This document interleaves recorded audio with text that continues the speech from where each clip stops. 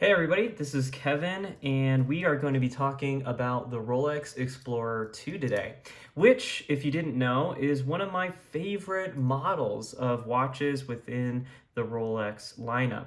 So let's go ahead and jump right in. And right in front of you today is a Rolex Reference 16570. This is a crowd favorite for a lot of people that are interested in the Rolex Explorer II lineup, but just a little bit of a brief history about the Rolex Explorer II is it was originally launched in 1971. The 60s and 70s, I would say, were a really good era for Rolex, in particular with releasing some models that we know and love today, without any exception with being this watch, this Explorer II model. The original reference for this was released in 1971, and it was the reference 1655. Now, a lot of Rolex models at that time borrowed from each other, in that Rolex, if you didn't know, was actually an underdog brand still in that time period. Omega wore the crown at that time and was really the top dog when it came to how many units were sold at least. There were still other great brands like Patek Philippe and maybe some of the ones that we know today, but Rolex was still considered an underdog brand. So what Rolex did in order to stay competitive was they used this similar oyster design and bracelet, oyster bracelet, and they simply swapped out the bezels of the watches. So a bezel could go, for instance, and be a dive bezel and be a Submariner, or could be a ratcheting, or it would have been friction fit, but could be a 24-hour rotatable bezel, and it's the GMT Master, and so on and so forth, including with the Rolex Explorer II. However, the Rolex Explorer II really stood apart from all the other Rolex models. It was a continuation of the Explorer line, but it looked radically different from the Explorer before it. Many of you might know the Explorer 1, or just as we normally call it, the Explorer, which has those 3, 6, and 9 hour markers, but that's a simple 36 millimeter time-only watch. Well, when this watch was released, I think it was 39 or 40 millimeter in size. I want to say 39 millimeter. And it really looked very different than any other watch in Rolex's lineup. In particular, because the GMT hand was colored like kind of like a yellow. The hour markers were very different. So as this model progressed, it eventually took the form that you see in front of you today.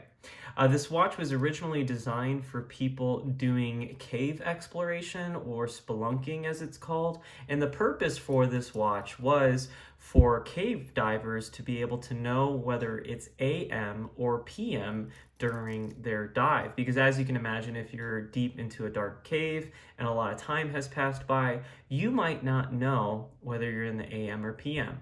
So those watches back then wouldn't have been charged by superluminova like this watch, where it takes sunlight in order for these markers to remain charged, but it would have used a radioactive material that allowed it to glow regardless of sunlight, which was really the perfect application for this watch's purpose. So it had a GMT function in the sense that, or it had a GMT hand doing 24 hours of time. It couldn't adjust. It can only do 24 hours of time, the original Explorer 2. Well, eventually the Explorer 2 and the GMT Master 2 would get an updated movement and allow for what is called the jumping hour hand. And what that is when you unwind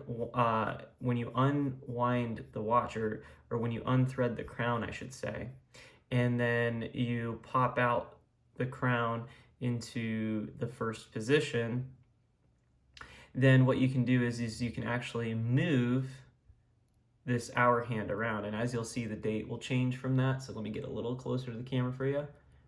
And you go around enough times, and then pop, the date changes. So this was a really great feature, originally intended for the GMT Master 2, but put into the Explorer 2 as well. So for that reason, this watch not only tells AM and PM, but it could tell two different time zones at the same time, where this red hand can tell your time zone back home, and then that hour hand could tell your local time when you are traveling off of 24 hours, at least for the red GMT hand right there. So it's a really practical watch. And the reason I mentioned earlier that this is one of the fan favorite models is because one, the original 1655 model is pretty much unattainable. And if you do have the money to purchase that watch, you're probably going to be spending over $20,000 for it. And two, this is the last of Rolex's Explorer 2s that had the smaller case shape. So the new Rolex Explorer 2 still looks very similar to this model that you see in front of you today, with the biggest difference being that the case size has ballooned up to 42 millimeters. So this case, as you'll see, is advertised as 40 millimeters, but I'm pretty sure it's closer to 39. So let's go ahead and see what the case is right here. Yep, and it's closer to 39 millimeters. So it wears in that beautiful sweet spot of 39, 40 millimeters. So the newer one is 42 millimeters and also has a larger lug to lug. And because Rolex watches do not have recessed end links right here, the actual span of the watch is even larger than the lug to lug measurement. So for a lot of people, this is a fan favorite. Now, this particular model is really unique for a number of reasons. A lot of people love the Rolex Polar edition of the Explorer 2. It's not called Polar by Rolex, at least I don't believe so. It's just the white dial version of this. And I understand why that one's a popular one, because it's the only sports model Rolex out there that has a white dial instead of a black dial. Well, this black dial version in particular is pretty unique, not just because it has a black dial, but actually for a few other reasons. And that is that it's an M serial watch. What that means is that this watch was likely produced sometime around 2007 and 2008. And just taking you around the watch, you would say, okay, but I don't see any differences from any other 16570 models out there.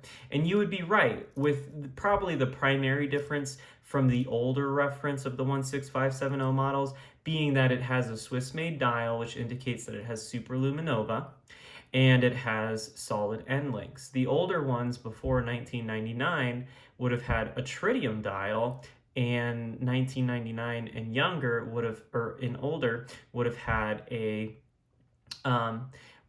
hollow end link right here. So these from 2000 onwards had the solid end link. But another very rare little Easter egg with this very rare watch in front of you is it has what's called an engraved rehaut. So I don't know if I'm capturing that well on my camera, but what an engraved rehaut is the words Rolex and a crown etched around the entire dial.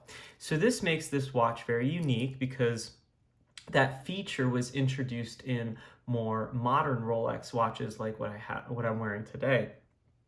The newer Submariner, where on the inside of the watch there's an engraved rehaut with the words Rolex on it. So these were the older references, the only older references to be able to get that. Watches that were produced somewhere in that 2008 time period. So it's rare for that reason, because this is the older style of Rolex, what we call neo-vintage, while still having some of the newest features on the watch. And in addition to that, this also has a newer movement in it.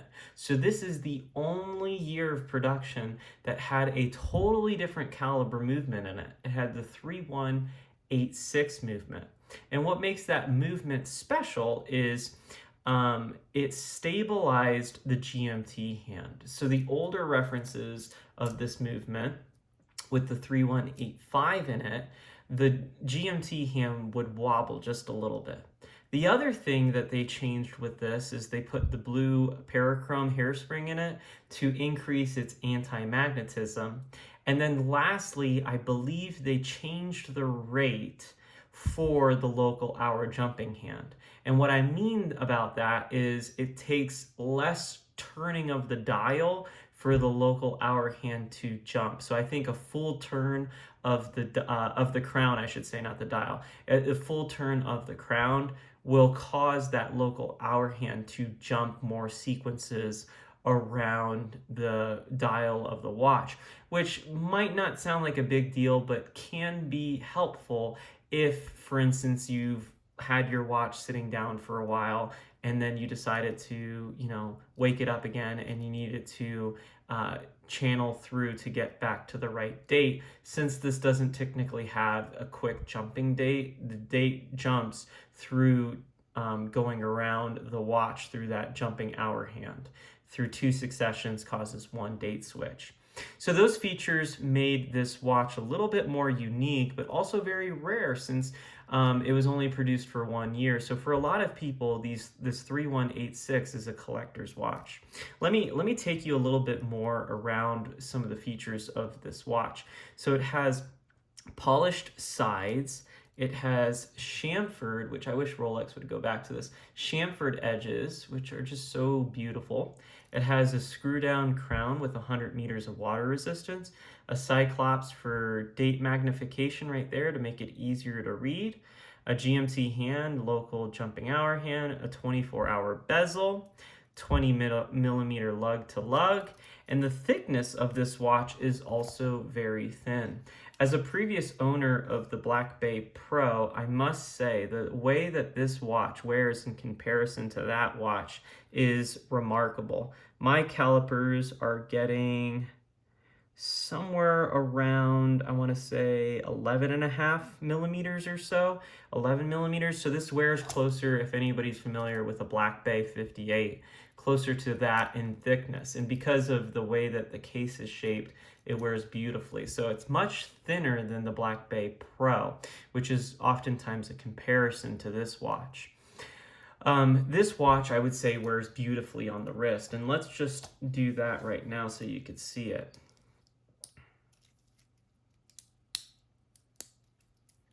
This is a watch I'll be reviewing pretty soon, but just got this recently and absolutely loving it. So I'll put that over there. And let's go ahead and put this Explorer II on the wrist.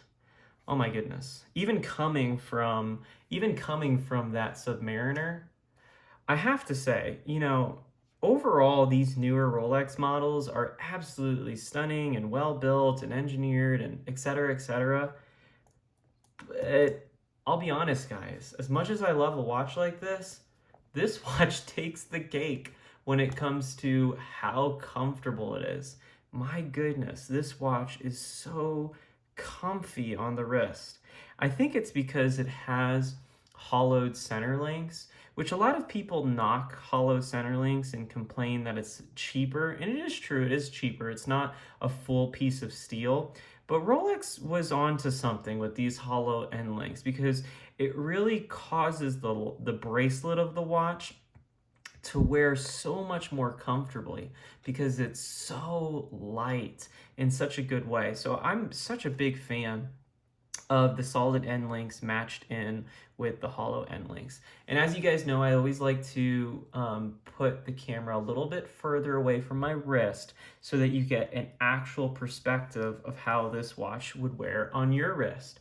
And as you can see, even though I have 6.5-inch wrists, which are a little bit on the smaller side, this watch wears stunning on my wrist. Plenty of real estate on this side and this side. So really, even if you have a smaller wrist than 6.5 inches, I say that you could wear this watch just comfortably.